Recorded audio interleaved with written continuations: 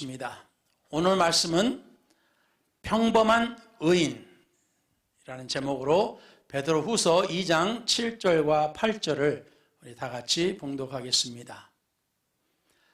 무법한 자들의 음란한 행실로 말미암아 고통당하는 의로운 롯을 건지셨으니 이는 이 의인이 저희 중에 거하여 날마다 저 불법한 행실을 보고 들음으로 그의 의로운 심령이 상함이라. 아멘. 오늘 이 시간에 주님께서 이 종에게 성령의 기름을 부어주시고 주의 말씀을 주의 능력과 은혜로 충만하게 선포케 하여 주시옵소서. 또한 아울러서 생각과 기억을 주관하여 주시고 입술과 혀를 주장하시며 또한 듣는 이들에게 귀와 마음의 문을 열어주시고 성령의 감동이 있어 저들에게 하나님 말씀이 들려질 때 저들에게 깨달음과 저들에게 이해가 되게 해주시어 저들의 삶의 은혜와 복이 되게 하여 주시옵소서. 이 모든 것을 우리 주 예수 그리스도의 이름으로 간절히 기도를 드렸습니다. 아멘. 앉으셔도 되겠습니다.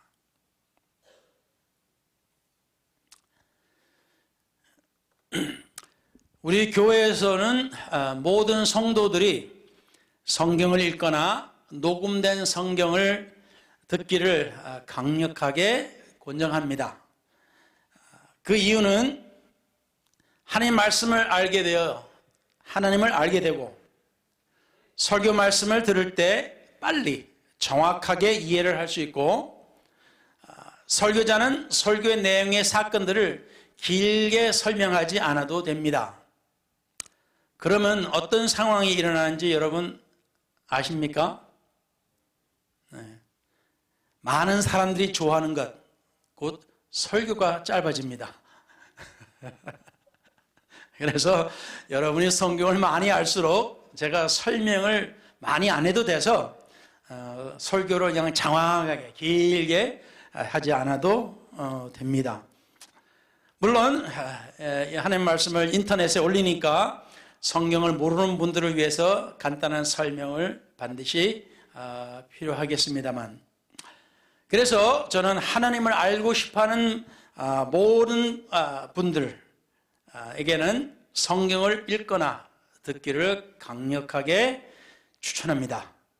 아멘. 아멘 안 하신 분들은 마음이 없으셔요?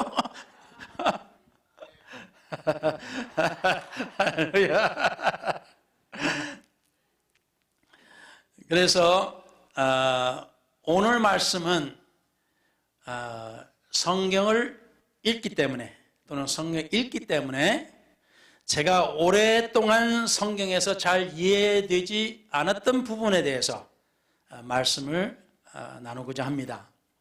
그래서 목사도 성경 안 읽으면은 잘 몰라요. 그래서 오늘 말씀으로 성경에서 제시하는 의인에 대해서 제가 다시 생각하게 된 것을 나누고자 합니다. 오늘 말씀을 보았을 때 사도 베드로는 단 두 구절 안에서 롯을 세 번이나 의롭다고 부릅니다. 그러나 우리가 아는 롯은, 또 특별히 제가 이해하는 롯은 의롭다 부르기 좀 어려운 사람이에요. 왜냐하면 아시다시피 이 아브라함과 그러니까 자기 삼촌이에요. 자기 삼촌하고 삼촌을 따라서 이제 오늘날의 이란을 떠나가지고 이란 이라크 그 지역을 떠나가지고 이제 이스라엘 중동 그 지역으로 옮겨갔지 않습니까? 그런데 하나님이 아브라함을 축복하시니까 따라간 롯도 함께 축복을 받아가지고 이제 가축이 너무 많아지니까 한 자리에서 다 가축을 먹일 수가 없어요. 뭐 풀이나 이런 것들이 한정되어 있으니까. 그래서 서로 이제 아브라함이 먼저 제시해서 네가 먼저 택하면 내가 다른 곳으로 가겠다 해가지고 했는데 롯이 욕심으로 좋은 땅을 골랐어요. 결국 요단강 근처에 있는 비옥한 땅을 선택을 했습니다. 그래 욕심을 냈어요. 그리고 그러다가 소돔, 우리가 아는 소돔 도시 안으로 들어가 살았으며, 또 가장 결정적인 순간에는 자기 두 딸을 군중에게 내어줍니다. 내어주겠다고 합니다. 그 사정은 여러분 또 성경을 읽어보시면 알겠습니다. 창세기 13장에서 19장까지를 기억이 안 나시면 읽어보시면 되겠습니다. 그런데 하나님은 사도 베드로를 통해서 그를 의인이라 부르셨습니다. 왜이겠습니까? 그 답이 오늘 우리를 흔들어 깨울 수 있는 말씀이 되겠습니다. 성경의 답은 이것입니다. 의인은, 성경에서 말하는 의인은 세상의 악이 자기 심령을 고통스럽게 하는 사람입니다. 제가 지금까지 알았던 의인은 하나님의 말씀을 순종하고 그것을 온전히 다 따르고 열심히 하나님을 위해서 살아가는 사람을 의인이라고 생각했었어요. 그런데 아시다시피 롯은 그런 자격이 될까? 라고 의심스러운 사람이었어요. 그런데 성경에 보면은 의인이라고 했어요. 그러니까 제가 생각했던 의인하고 다른 거예요, 따지고 보면은. 그래서 오늘 그것을 보고자 하는 겁니다. 그걸 통해서 우리가 은혜를 받고자 하고, 롯의 이야기는 단순합니다. 여러분 모두가 다 들어서 아시겠지만, 롯은 천천히 단계적으로 무해해 보이는 발걸음으로, 다시 말하면 즐거운 발걸음으로 그는 소돔으로 들어갔습니다. 소돔은 우리가 이해를 할 때 소돔이라는 단어 자체는 동성연애를 말합니다. 그래서 그러한 성적으로 타락한 그 도시의 상징적인 도시로 들어갔어요. 자, 창세기 13장에 우리가 13장에 볼 때 롯은 요단 강가의 들을 바라봤고 선택했고, 또 12절에는 그 장막을 소돔까지 옮겼더라 하였고, 창세기 14장 12절에는 그는 이미 소돔에 거하는 사람이 되었습니다. 그리고 19장 1절에 보면은 그는 소돔 성문에 앉았다라고 기록되어 있어요.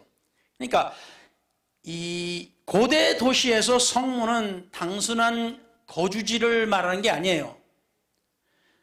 이것은 사법과 시민 권력의 자리를 이야기합니다. 다시 말하면 그는 이제 그 도시의 힘 있는 자의 사회의 일부가 됐다는 겁니다.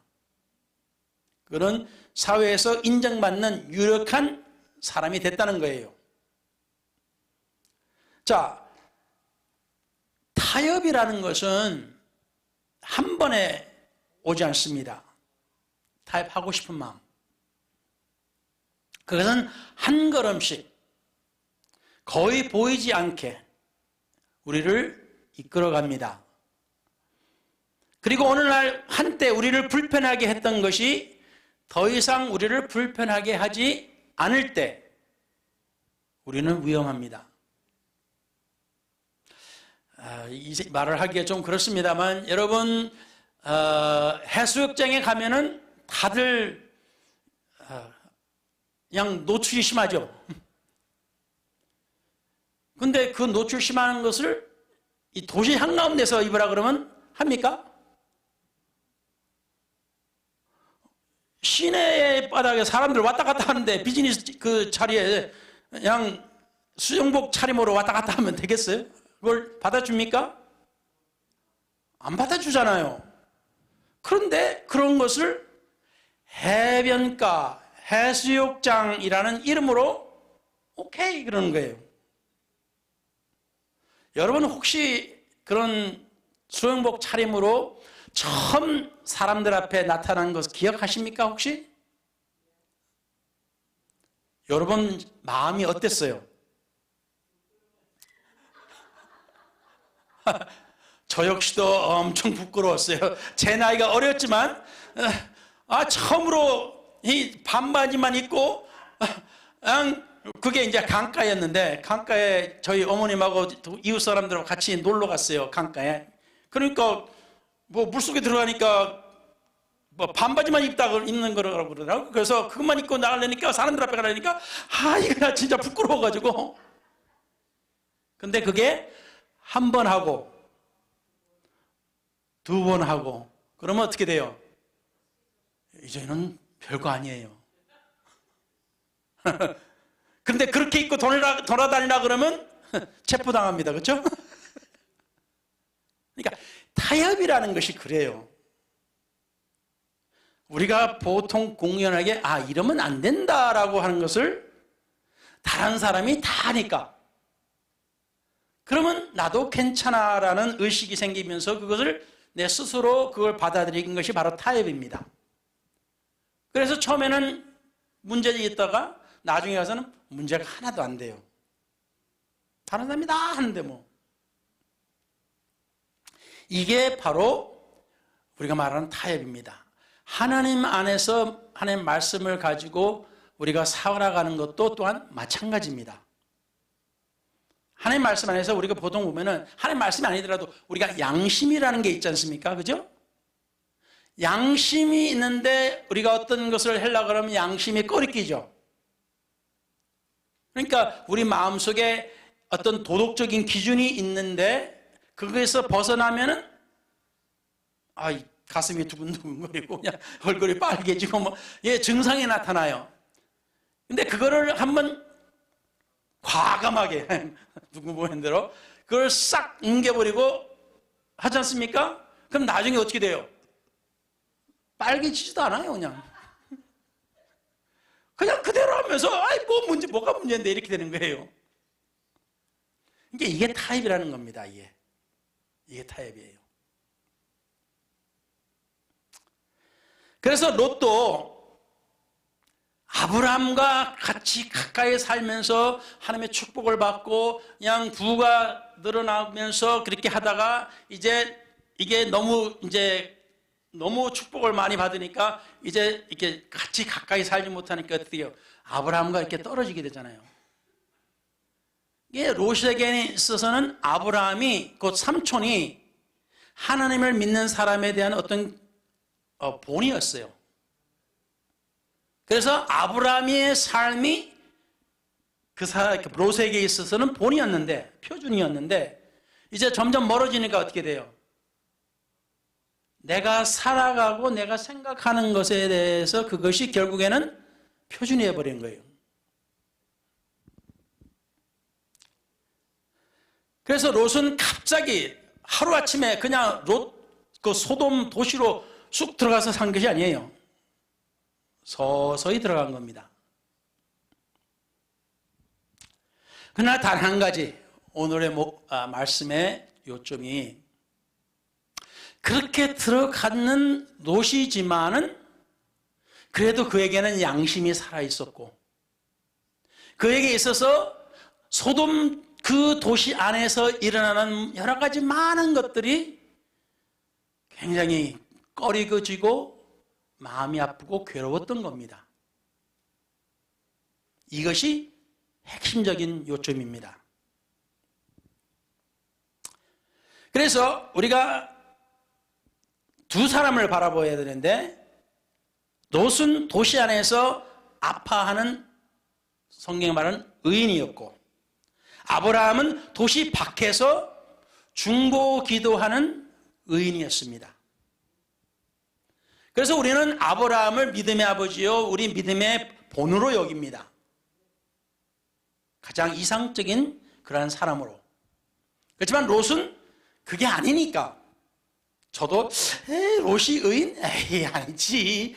그래서 이 베드로 후서의 롯을 의인이라고 부르니까 이게 뭐 좀 이상한데, 제가 이해가 안 됐던 부분이 거기였어요. 제가 생각하는 의인은 아브라함이 기준이었어요. 근데 롯을 의인이라고 부르니까 이거 아닌 것 같은데 라면서 이게 성경에 뭔가 잘못된 것인가 하는 한 구석에 뭔가 해석이 안 되는 부분이었어요. 이제 그것을 우리를 오늘 말씀을 통해서 보고자 하는 겁니다. 그래서 제목이 평범한 의인입니다. 우리가 알다시피 아브라함은 이제 하나님께서 소돔을 멸하시고자 너무나 악하니까, 너무 악해서 노아 시대 때 사람들을 다 멸망시킨 것 같이 소돔도 멸망시키려고 작정을 하시고 이제 나타나셔서 아브라함에게 나타나셨는데, 아브라함이 어떻게 합니까? 여기서 아브라함이 말한 그 주님과 여호와 하나님과의 대화를 여기 보면 아브라함이 직접 여호와와 대화하는 것으로 되어 있어요. 성경 잘 보세요. 그러니까 어떤 천사와 대화하는 게 아닙니다. 인간의 모습으로 나타난 여호와라 그랬어요. 잘 보세요. 창세기 18장 23절에서부터 그렇게 보시면 아브라함이 가까이 나아가 이르되 주께서 의인을 악인과 함께 멸하라 하시나이까 세상을 심판하시는 이가 정의를 행하실 것이 아니니까 하고 감히 하나님 앞에 그런 질문을 해요.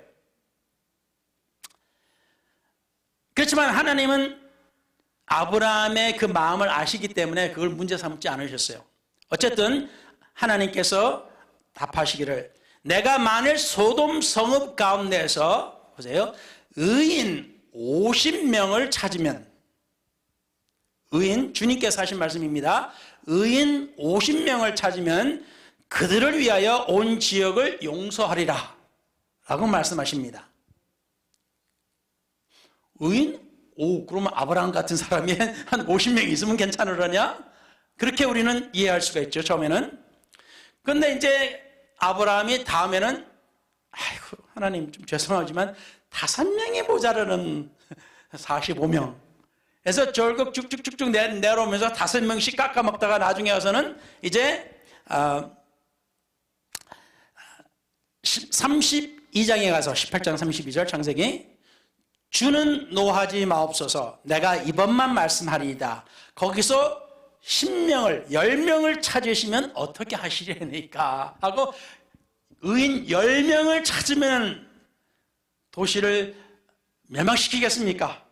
라고 하니까 우리 하나님께서 뭐라고 하십니까? 내가 10명으로 말미암아 멸하지 아니하리라 하고 해서 야 그때 대도시예요. 그러면 거기에 10명이 없을까?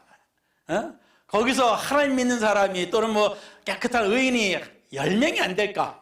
라고 생각하는 거예요. 그러니까 아브라함도 에이 그때 가서 봐서도 그때 살았던 사람인데도 불구하고 10명까지는 있겠지 하고 10명에서 딱 그쳤습니다. 자, 그런데 소돔에는 그 10명이 없었어요.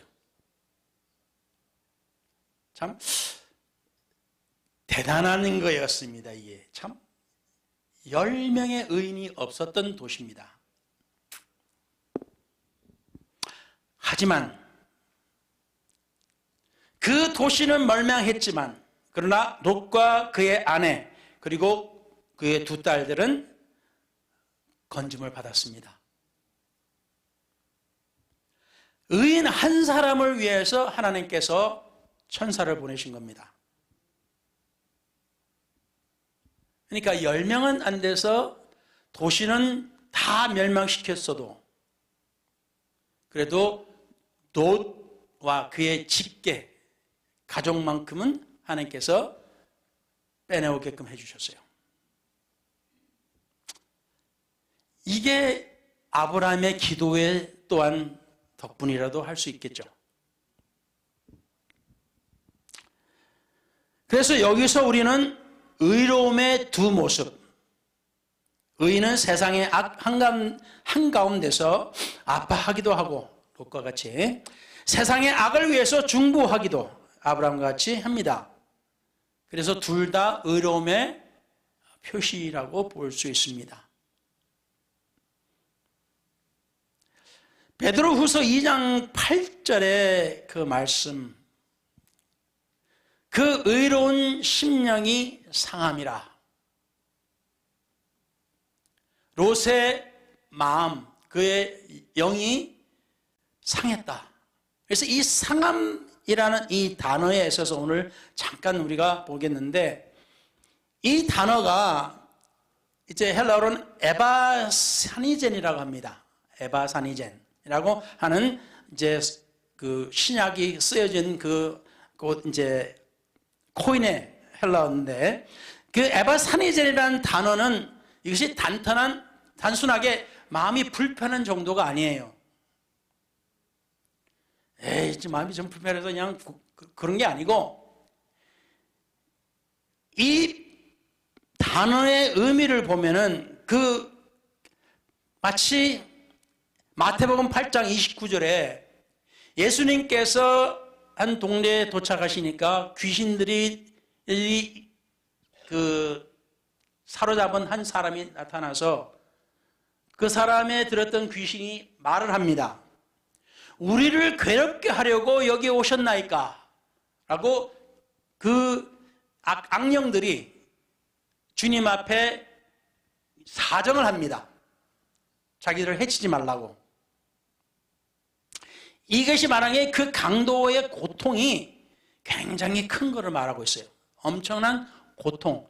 그러니까 악한 영이 주님을 만나게 되니까 너무나 괴로운 거예요. 이건 그냥 불편함을 떠나서 너무나 괴로운 겁니다. 그래서 바로 이 고통이 하나님 눈에 그의 의로움으로 여기셨다는 겁니다. 세상이 악한데, 내 주위가 악한데 그냥 불편한 정도가 아니에요. 그냥 괴로운 겁니다. 이것이 롯이 소돔의 악을 보고 무감각해질 수가 있었어요.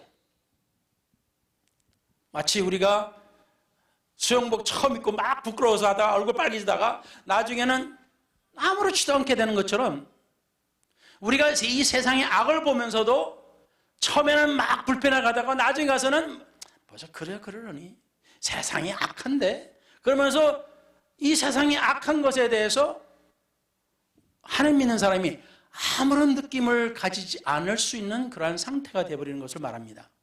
무감각. 그래서 성경은 도덕적 파멸의 표시를 감각이 없는 자라고 부르는 겁니다. 느끼는 능력의 상실. 아, 저게 나쁘다라고 생각하는 것이 없어지는 것.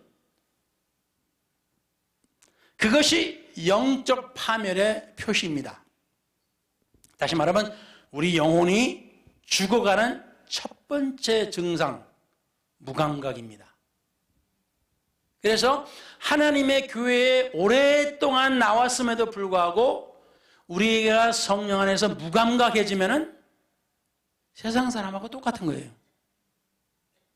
그냥 교회를 다녔어도 세상 교회 안 다니는 사람, 한 번도 안 다니는 사람하고 똑같은 무감각을 느끼는 그런 사람이 되어 있는 거예요.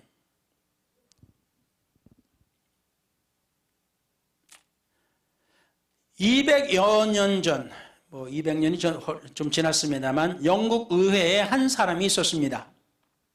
그의 이름은 윌리엄 윌버포스라고 하는 사람이에요. 그 사람은 키도 작았고 건강도 안 좋았고 위대한 정치가의 풍채도 아니었습니다. 그냥 평범한 사람이었어요. 그런데 1787년 그의 나이 28세, 그는 한 가지 짐을 마음에 받았습니다. 마음에 짐이 되기 시작한 것이 있어요. 그게 말하면 뭐냐면 영국의 노예 무역의 끔찍한 현실. 그 시대는 노예가 평범한 것이 아무것도 아닌 것이었어요. 그냥.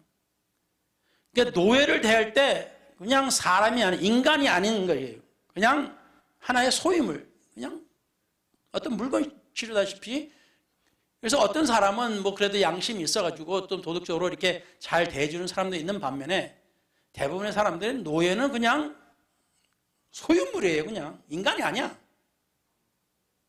그 노예가 겪는 그 처참한 모습을 보고 이 사람이 마음이 편치가 않게 된 거예요. 그래서 사슬에 묶여있는 사람들, 갈라진 가족들, 노예선에서의 죽음의 그 항해, 그것들이 그의 심령을 고문하기 시작합니다. 그 마음을 에바사니젠이라고 표현을 했어요. 고통. 그에게서는 그냥 마음이 그냥 불편한 것이 아니라 마음이 괴로웠던 겁니다. 저 사람들을 보니까, 노예를 보니까 너무 마음이 괴로웠던 거예요. 자기가 아닌데도 불구하고. 1789년 그는 의회에서 첫 번째 노예 무역 폐지 법안을 발의했습니다. 졌어요. 아무도 그를 받아주지도 않고 좀 미쳤다고 했어요. 그냥. 1791년에 다시 시도했습니다. 또 졌어요. 1792년, 1793년, 96년, 98년, 99년, 1804년, 1805년 매번 졌어요. 거의 20년 동안 거의 매년 시도했고 거의 매번 졌어요.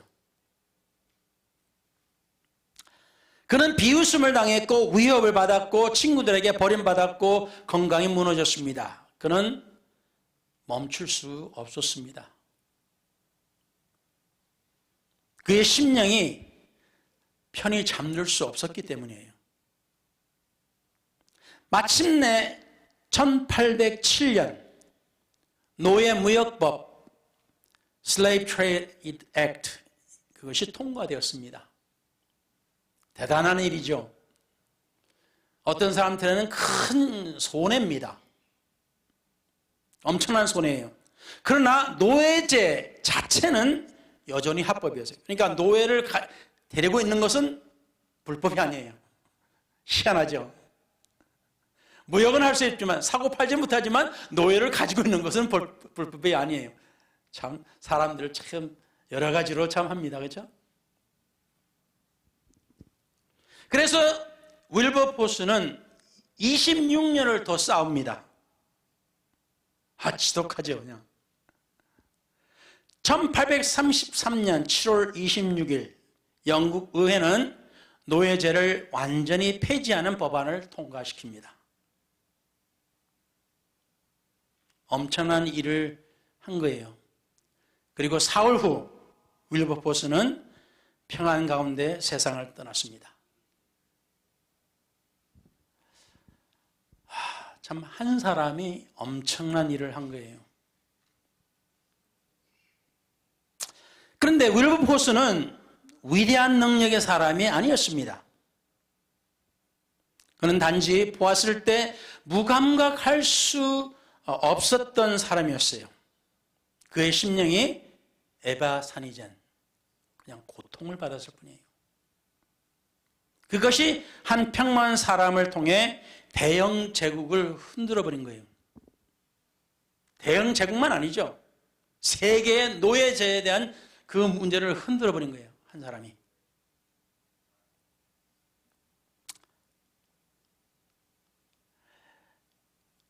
오늘날 우리는 너무 많은 악을 봅니다. 심지어 우리 이 어스턴에도 마찬가지예요. 뉴스에서, 거리에서, 가정에서, 그리고 안타깝게도 교회 안에서까지 우리는 거기에 익숙해졌습니까? 심지어 교회 내에서도 문제가 있는 것을 보고도 그냥 넘어가지 뭐. 조용히 넘어가는 게 대수지 뭐, 대세지 뭐. 나만 문제 없으면 되지 하고 넘어가는 것이 우리의 심령이 되었습니까? 우리는 거기에 익숙해졌습니까? 우리의 심령은 아직 아파합니까? 아니면 감각이 없는 자가 되어가고 있습니까? 그냥 무덤덤해가지고 어떤 감각도 없고 아픔도 없고 그냥 고통도 없고 불편함도 없고 그냥 넘어가는. 무감각은 평안이 아닙니다. 사실 그것은 우리에게 향한 경고입니다. 우리에게 향한 경고예요. 내 자신에 내가 감각이 없다? 여러분 오늘날에 나이가 들면서 많은 사람들이 없던 병들 당뇨 같은 게 생기잖아요. 그죠? 당뇨병에서 이것이 심각해지면은 의사들을 볼 때 항상 뭐라 그래요? 쭉 그러면서 혹시 발가락에 감각이 없습니까? 하고 이렇게 쓱쓱 눌러보죠. 발바닥도 이렇게 슬슬 긁어보면서 감각이 있습니까? 없습니까? 그러잖아요. 그러니까 당이 심해지면은 점점 이 심장에서 멀어진 데에 피가 많이 안 통하고 거기에 대한 신경이 서서히 어떻게 해요? 죽어가면서 무감각이 돼버려요. 그래서 우리는 그것이 찔러도 심한 사람은 찔러도 아무것도 못 느끼는 거예요. 그냥. 이와 같이 우리의 영혼이 하나님과 점점 멀어지면서 어떻게 돼요? 감각이 둔해지기 시작하면은 무엇이 옳고 무엇이 옳지 않고 무엇이 의로운 것이고 무엇이 악한 것인지 분별력이 없어져 버려요. 그냥 일어나는 일인데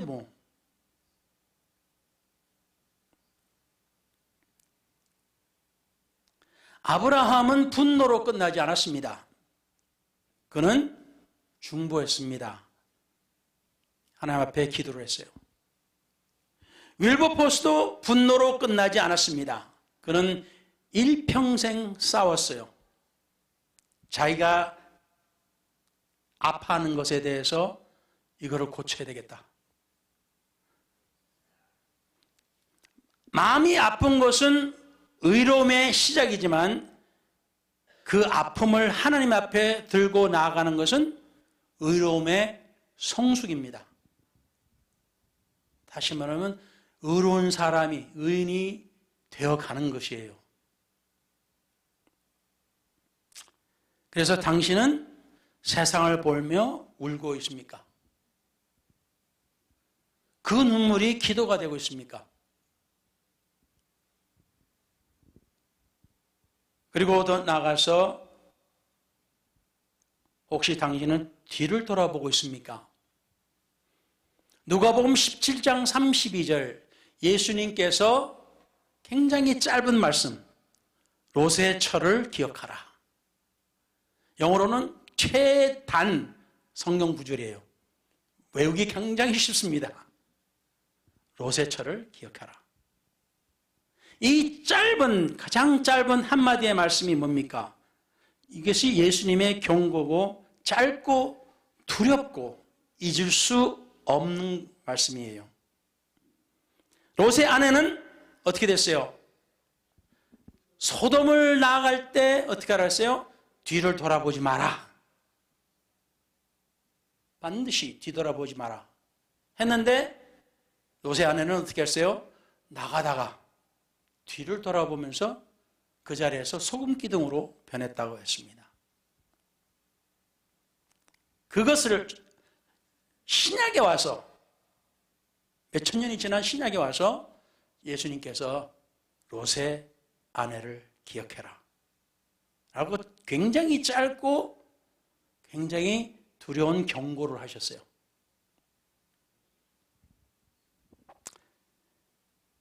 발은 나왔지만 마음이 남아있으면 어떻게 되는지에 대한 경고의 말씀이었어요.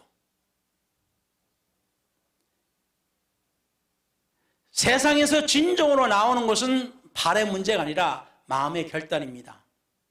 예를 들어서 이스라엘 백성들이 애굽에서 나왔잖아요.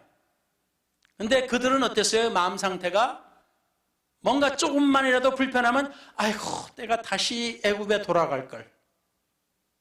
애굽에서 먹던 음식들이 생각나네. 거기서 노예를 생활하면서 그 400년 동안 고생한 것은 기억이 안 나고 일시적으로 문제된 것 때문에 아이고 돌아갈 걸 그랬네. 몸은 애굽에서 나왔지만은 마음은 애굽에서 나오지를 못했어요.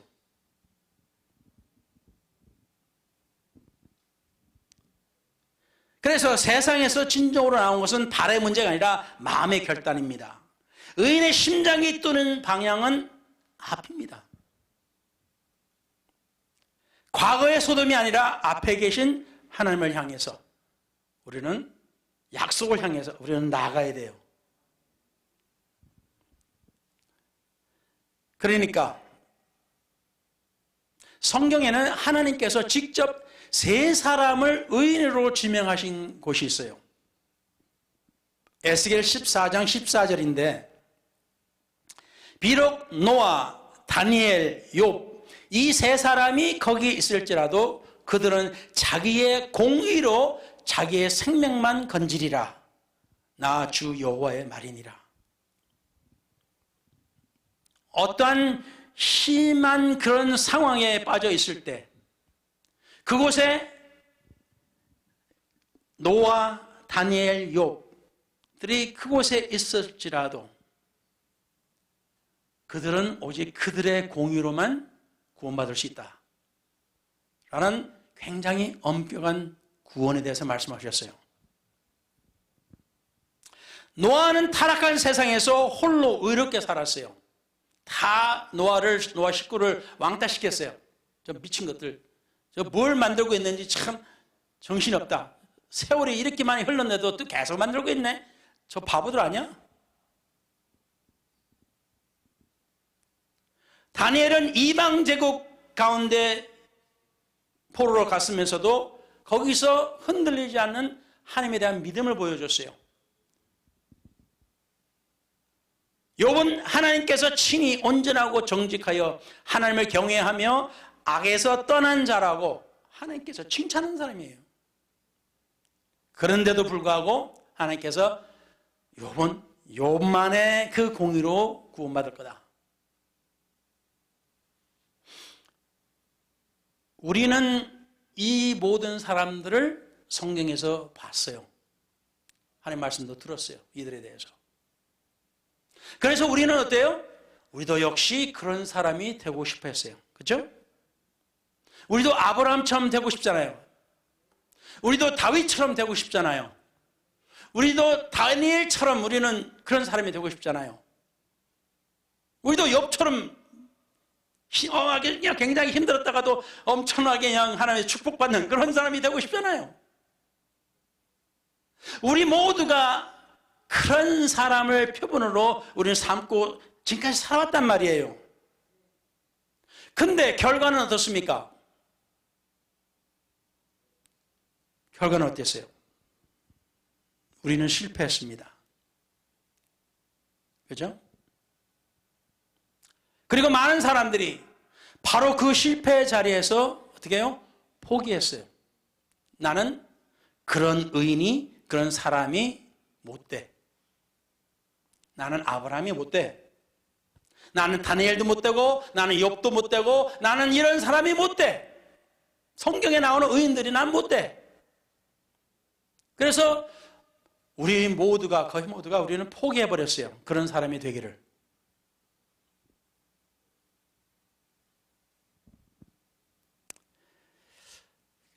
그렇게 말하면서 의롭게 살려는 노력을 멈춰버렸어요. 뭐 이제 더 이상 우리는 그렇게 될 수가 없으니까. 나는 포기하자. 내가 할 수 없는데, 내가 어떻게 해, 아무리 노력해도 안 되는데 하고 우리들은 의로운 사람이 되기를 성경 안에서 옳게 살고자 노력하는 것을 포기한 사람들이 있어요.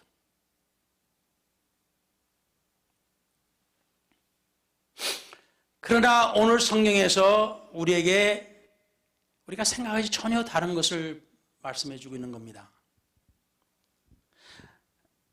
하나님께서 여러분에게 노아, 다니엘, 욥이 되라고 하신 적이 없어요. 오늘날의 모세가 필요 없어요. 모세는 그때 필요했던 거예요. 욥은 그렇게 살았어요.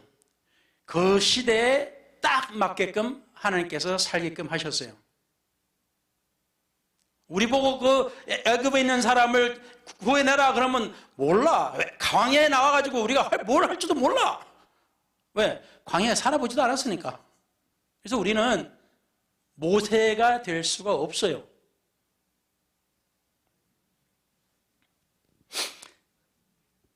그래서 하나님은 우리에게 노아, 다니엘, 욥이 되라고 하시지 않았고 또 하나님은 롯을 보시고 의인이라 하셨어요. 제 생각이나 여러분 생각에 롯은 그런 사람이 못 돼. 그런 사람이 못 돼. 의인이 못 돼. 롯과 아브라함을 비교해 보세요. 롯이 아브라함과 같이 그런 사람인가? 아니에요. 그런데 하나님이 사도 베드로를 통해서 그 악한 가운데 살면서 그 마음이 괴로워하고 힘들어한 의인이라 그랬어요.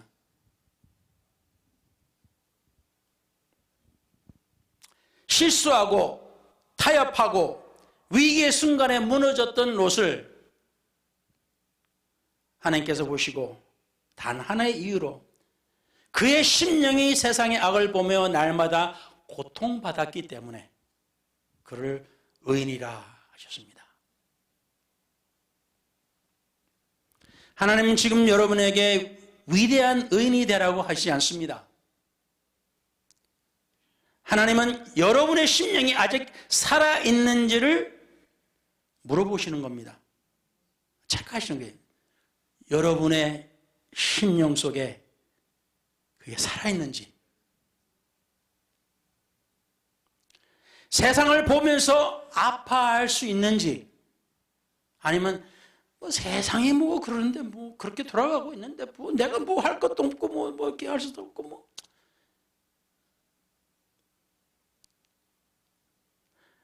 한 가지 원의 안에 있다면, 세상의 악을 볼 때 심령이 아프다면, 우리의 양심이 무뎌지지 않았다면, 우리가 하나님이 아파하시는 것에 함께 아파한다면 하나님께서 우리를 의인이라 부르신다는 겁니다.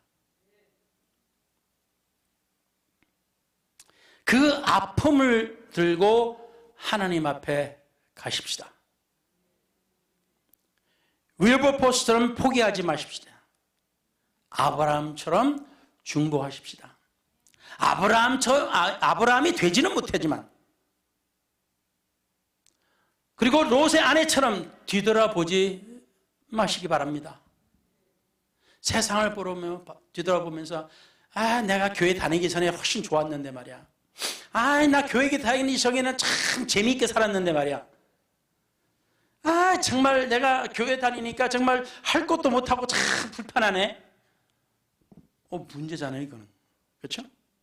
그럼 왜 교회 다녀요? 세상이 그렇게 좋으면 어떻게 됐어요? 우리 마음이 세상에 가 있는 거예요, 그냥. 교회는 안 있고.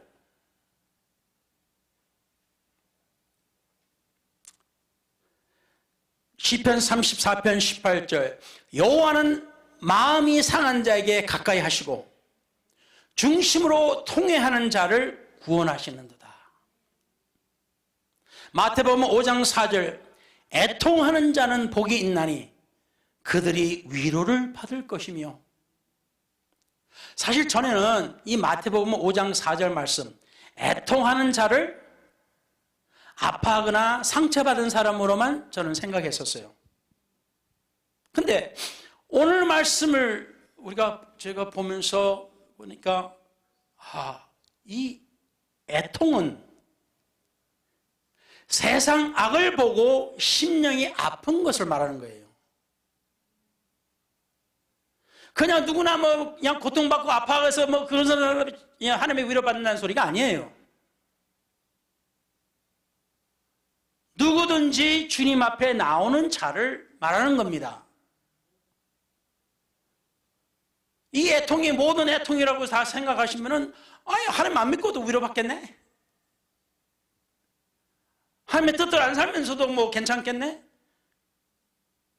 그런 말씀이 되어버리니까 그게 아니에요. 그러니까 애통하는 자는 복이 있나니 그들이 위로를 받을 것임이라는 것은 이 세상의 악을 보면서 롯과 같이 고통받는 사람을 말하는 겁니다.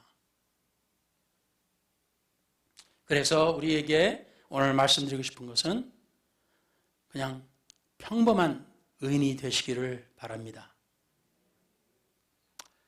아브라함처럼 안 돼도 돼요. 노아가 안 돼도 돼요. 욥이 안 돼도 됩니다. 그러나 이 세상의 악을 보고 하나님의 성령 안에서 고통받고 불편해하고 아파하는 그 심정, 그것이 우리 안에 계속 살아있다면 우리는 의인의 반열에 올라가는 겁니다. 그것으로 충분합니다. 우리 다 같이 기도하시겠습니다. 전능하신 일이 하나님, 지금 이 시간에 우리의 심령을 우리가 돌아보게 하소서. 우리가 무감각해졌습니까? 너무나 이 악한 환경 가운데 살다 보니 우리 마음이 너무나 무뎌져서 악을 보고도 분노가 일어나지 아니하고 악함을 당하는 것에 대한 고통도 없는 그러한 무감각자가 되었습니까? 하나님이여, 우리에게 있는 그 양심을 다시 일깨워 주시고 단 우리에게 하나님의 성령을 충만하게 받게 해주시오. 하나님의 그 심정이 우리 마음에 들어와서 주님의 마음이 우리 안에 있어 우리 마음 또한 주님과 같이 되게 하소서. 그리하여 오늘 이 자리에 나온 주님의 백성들과 이 말씀을 듣게 되는 모든 사람들에게 하나님이여, 하나님의 의인이 되게 하소서. 살아있는 의인이 되게 하여 주시옵소서. 간절하게 기도하게 하여 주시옵기를 전능하신 자 우리 주 예수 그리스도 이름으로 간절히 기도를 드리옵나이다. 이제 저들이 기도를 마치고 교제하고 집으로 돌아갈 때 주님께서 함께 동행하여 주시고 저들의 발걸음이 의인들의 발걸음이 되게 하여 주시며 저들의 삶이 의인들의 삶이 되게 하여 주시옵소서. 그래 항상 주님께서 동행하시고 주님의 놀라운 말씀과 그 빛과 그 소금이 이 세상에 전달되게 하여 주시옵기를, 그리고 하나님의 말씀 안에서 살고자 애타게 노력하는 저들에게 하나님의 크신 넘치는 은혜와 복이 있게 하여 주시어 저들과 저들 가족과 직장과 사업과 저들이 하고자 하는 일들과 모든 일에 하나님의 축복이 있어 저들의 하나님의 백성으로서 은혜가 넘치는 그러한 자들이 되게 해주셨기를 다시 한 번 더 전능하신 자 우리 주 예수 그리스도 이름으로 간절히 기도를 드렸사옵나이다. 아멘. 자유롭게 기도하시면서